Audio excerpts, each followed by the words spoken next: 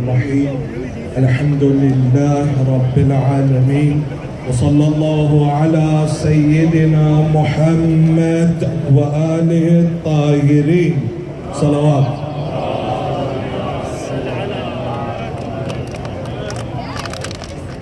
Citizens of Houston, those that have gathered in order to watch us walk these streets, we do not walk these streets for any political gain, nor do we walk these streets to protest against any event. Rather, we have taken to the streets today to address a matter, to remember and mourn a man that stood against injustice over 1,000 years ago. A man who stood in the desert of Iraq in a place called Karbala, a man who stood against the oppressor of his time, a man that taught us, each and every one of us, our children, our elders, those that are youth, a man that empowered each individual that you see here, male or female, to stand against the oppression of their day. That man was Hussein ibn Ali, the grandson of the Holy Prophet of Islam, Hazrat Muhammad sallallahu alayhi wa alihi wa sallam.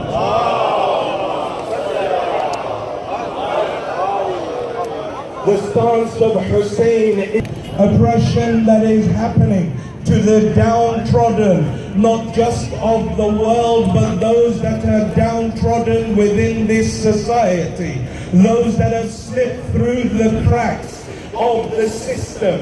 Those individuals are oppressed amongst us. We, the followers of Imam Hussein, come here today to stand for social justice. We march today, we beat our chests today to mourn that man that stood against injustice at his time, alone with a band of 72 men. He stood in the desert of Iraq and sealed his fate in front of the oppressor of his time, a man by the name of Yazid. Yazid embodied all that was immoral. Imam Hussein embodied all that was morality. He stood against the immoral tyrant of his time, and through his words and through his stance, he forever became immortal. He became a man, a symbol of a person standing against injustice, standing against oppression. Oppression that is not just restricted to other places, but he taught us that we as Husseinis, as followers of Imam al-Hussein, we stand against the oppression both at home and abroad. If that oppression comes in the form of poverty, if that oppression comes in the form of individuals that are not being supported by the state, if that oppression comes in the form of police brutality, if that oppression comes in the form of individuals oppressing another group of individuals, we sit here today, we stand here today, our elders, our women, our children, in order to say that all those that are oppressed, we as the followers of Imam al-Hussein will stand by their side, and we will raise the name of Imam Hussein as we stand by every oppressed individual, even if that person is not Muslim, and we oppose every oppressor, even if that oppressor claims to be a Shia. This is the message of Imam al-Hussein. This is why we have taken to the streets. You see us beating our chests in ode to that old Abrahamic way of mourning, a mourning that is presented within the Bible itself, in the book of Isaiah, in the book of Jeremiah, where God speaks in the book of Psalms of individuals walking the streets while beating their chest, we maintain this ancient Abrahamic form of mourning, and we bring it out in order to show the world that we slap our chest to remember Hussein, but with every slap we attack the Yazids, the oppressors of today. When I call out to the oppressed people of this society, that wherever you may face oppression, every single person that has attended this gathering, every single one of these followers of Imam Hussein, they will stand by your side, regardless of your race, regardless of your ethnicity, regardless of your economic standing, because the message of Hussein is something that transcends the religion of Islam. It is a message of peace. It is a message of standing against injustice in whichever form it may come.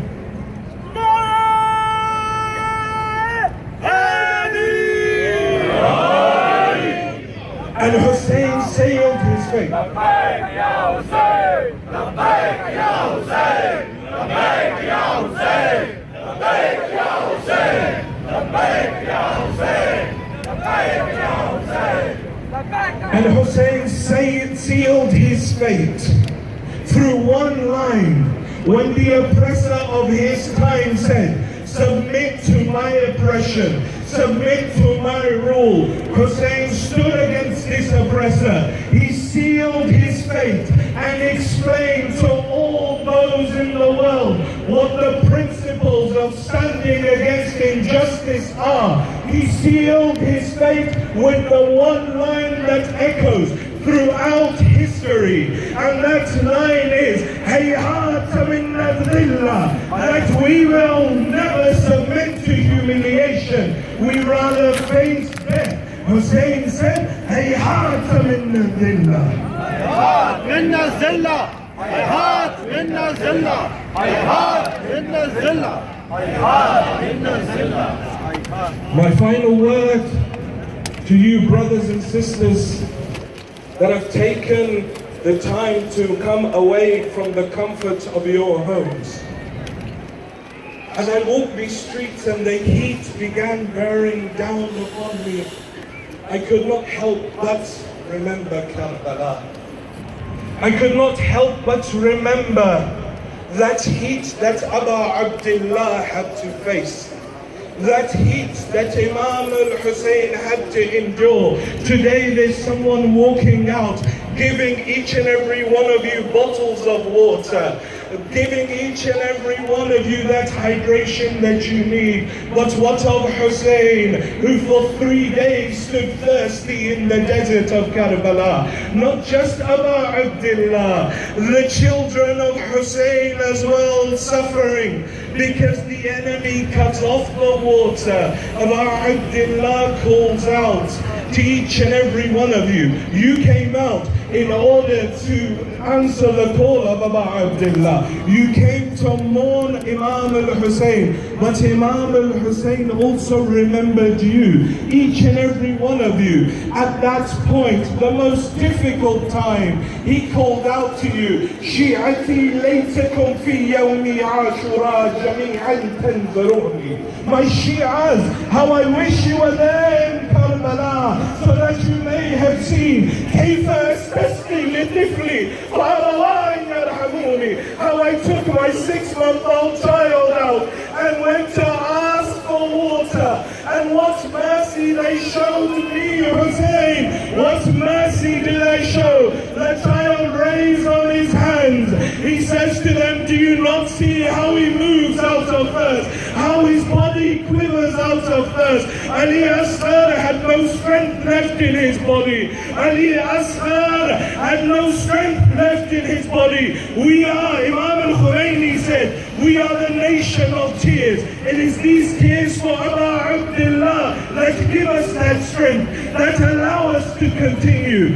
These tears that fall from your eyes not only are a stance against oppression, but they are to to give solace to that broken heart of Abu Abdullah. He says, did you not see this child, how his body shakes from thirst? They say Ali Akbar, all that he could do was open and close his mouth. He had no other strength left in his body. As Abu Abdullah raises the child in his hands, Hurmala is ordered, cut off the words of Hussein, cut off the words of Abu Abdullah. Hurmala asks Umar ibn Sa'd, who do I aim for, the father or the son? He says, you see that white spot on the neck of Ali Asghar, aim for that.